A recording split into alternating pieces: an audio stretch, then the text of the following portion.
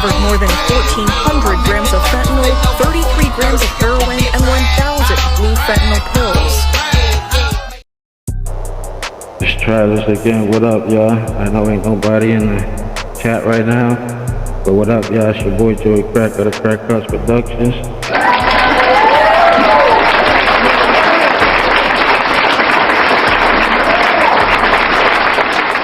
We're about to watch the documentary, The Story of Nintendo. Please. Sorry, knocked my Bluetooth out. Hold up, man. There's different house. That shit just knocked up.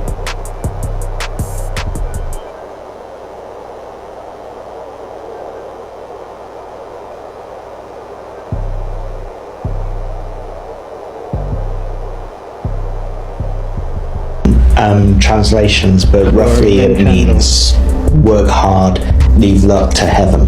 Which is super interesting, because I don't think a lot of people think about where the name Nintendo came from. Greatness always starts with an idea. The idea should remain malleable to create something of longevity. It is ever-changing and yet remains faithful to its core values. To bring positive change. To bring hope. To bring fun. I have a wonderful electronic invention I want you to see. It looks something like 1 game begin.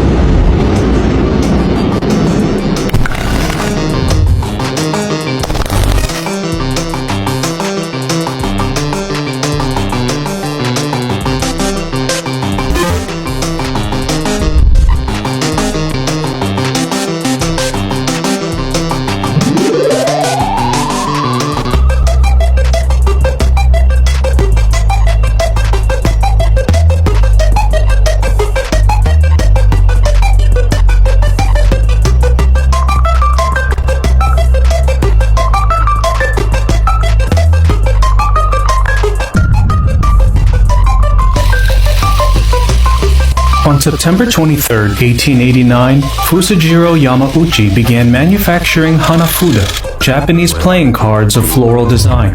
Fusajiro was born in Kyoto, and it was here that he established Nintendo Koppai. Koppai meaning playing cards in Japanese. During such time, a widespread ban on playing cards swept through Japan due to their ties with gambling, foreign trade, and usage by the Yakuza. Nintendo is one of the world's biggest gaming companies. They're a Japanese company and they've actually been going for well over 100 years now. They started making playing cards, but they really reached their stride in the 80s and 90s when they started releasing arcade machines and then home consoles. And that was about the same time as well when we got introduced to their biggest franchises like Mario and Luigi, Legend of Zelda and Kirby. As you can see, they're a bit smaller than the Western playing cards that we're used to, and they're printed with beautiful flower patterns and scenes from nature.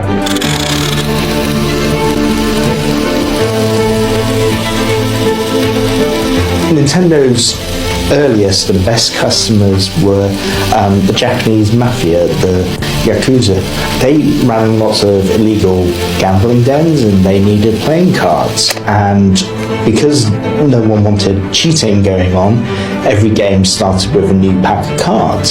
So Nintendo had a great business early on because these gangsters would buy cards, they'd open the cards, play a game, throw them away, get a new set of playing cards. So it was a good business to get into.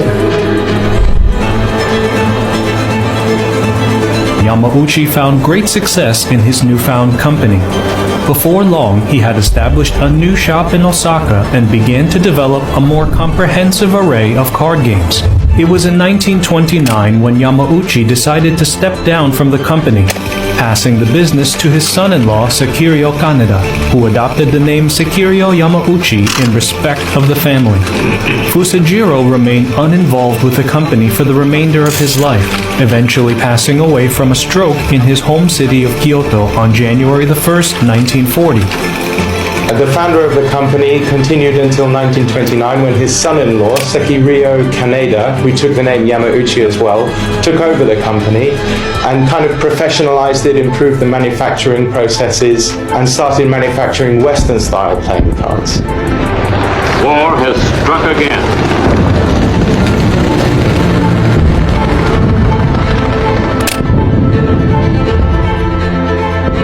After World War II, Japan was in ruins. It was US occupied.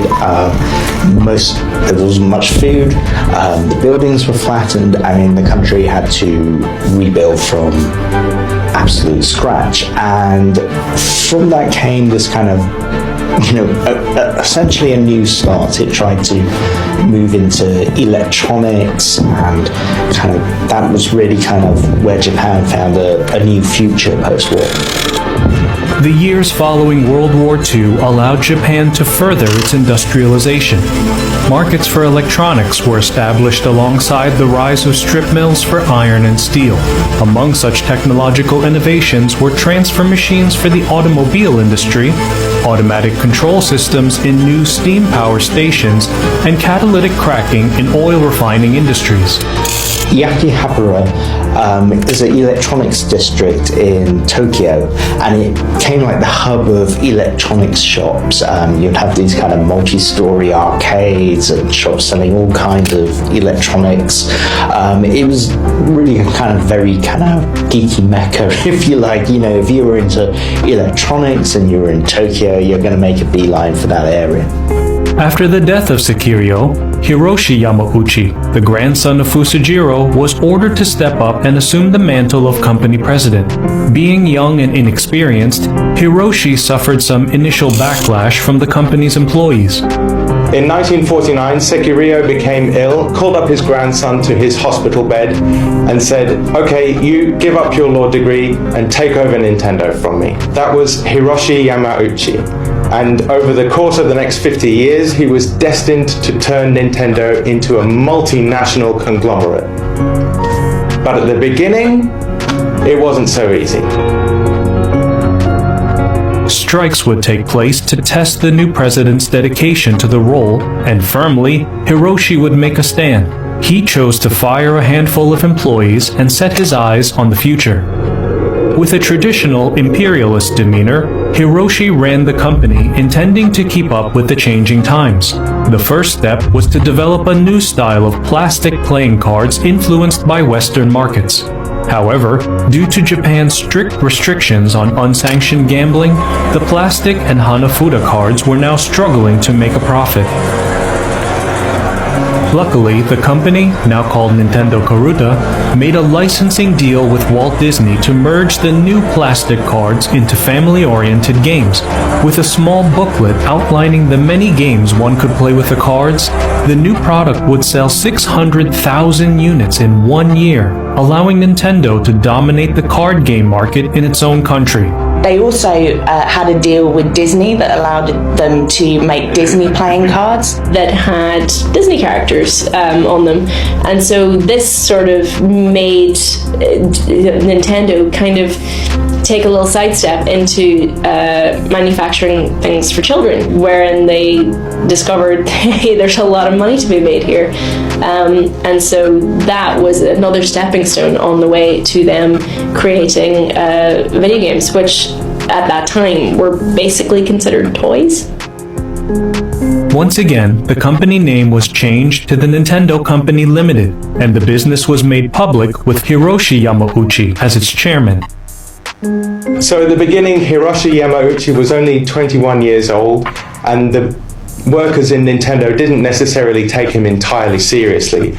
He was really ambitious and really ruthless. He fired anyone that disagreed with him. Visiting Cincinnati in the United States provided Hiroshi with some disappointing yet valuable information. He'd gone to examine the world's largest manufacturer of playing cards, the US Playing Card Company. However, on his arrival, a small office and factory greeted him. To Hiroshi, the scale of the facility represented the success of the playing card industry, and there wasn't much to be seen. Concerned for the company's future, Hiroshi returned to Japan in search of new ways to ensure the longevity of Nintendo. After Nintendo had established themselves making these playing cards, they tried a bunch of different things before they landed on what would eventually make them so successful. So they tried a whole range of different companies, including taxis and even love hotels. He went into the food business, making instant rice, and he went into the taxi business. And that one seemed to go okay until there was a labour revolt, and that was the end of that item. By the early 70s, Nintendo was struggling. It spent a fortune trying all these businesses, getting nowhere, and had a lot of debt. The outlandish ventures proved unsuccessful for the business and were soon disbanded. The company was on the brink of bankruptcy. Desperately searching for ideas, Hiroshi spotted a factory engineer called Gunpei Yokoi. Around that time, Hiroshi visited one of the factories and saw Gunpei playing with an extendable claw, a toy which he'd invented himself. And instead of telling him off for that, he was fascinated by this and asked him to put these extendable claws into manufacture. The Ultra Hand was distributed and became a massive hit. Such simplistic ingenuity spurred new ideas for the company. Soon, a toy department was made in Kyoto, solely led by Gunpei, who would develop new concepts such as the love tester and the light gun.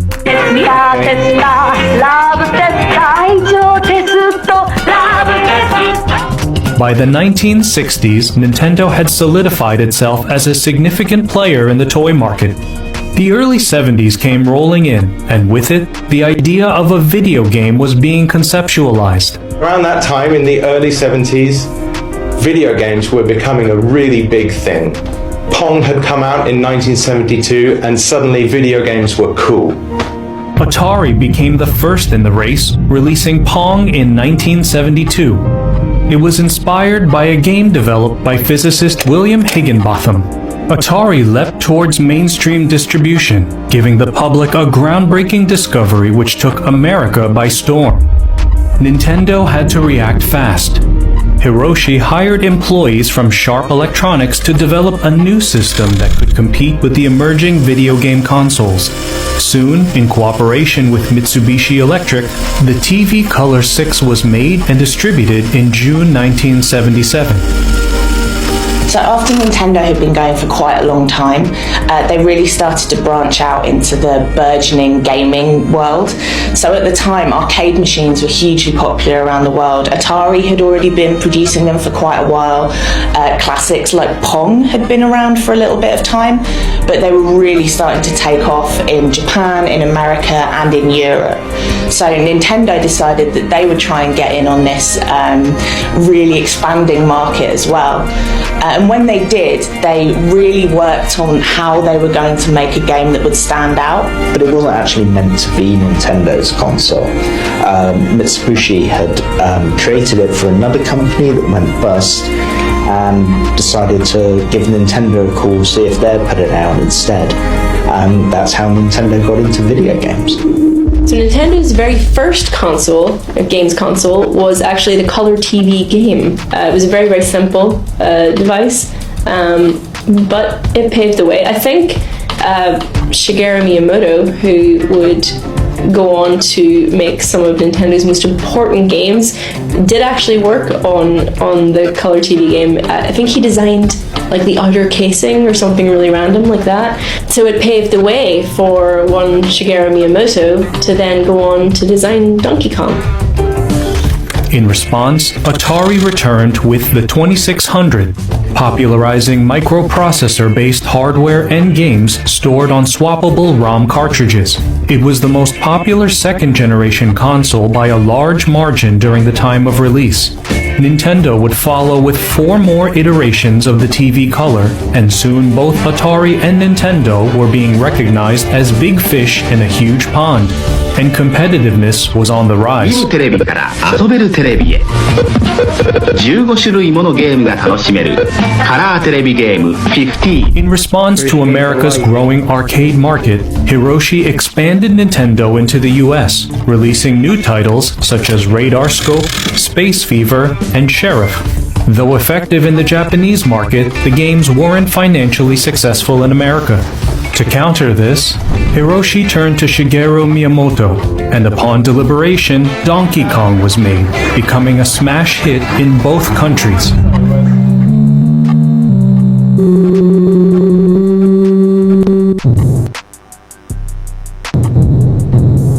The arcade machine that they came out with was one of the most famous franchises and starred beloved Nintendo character Mario.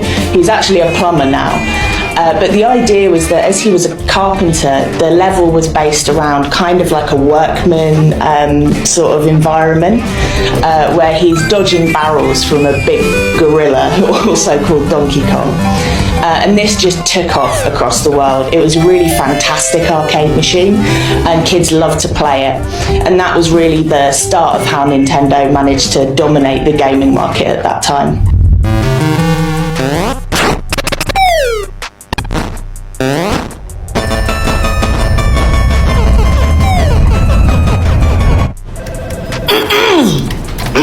Sounds like you need to vaporize that sore throat.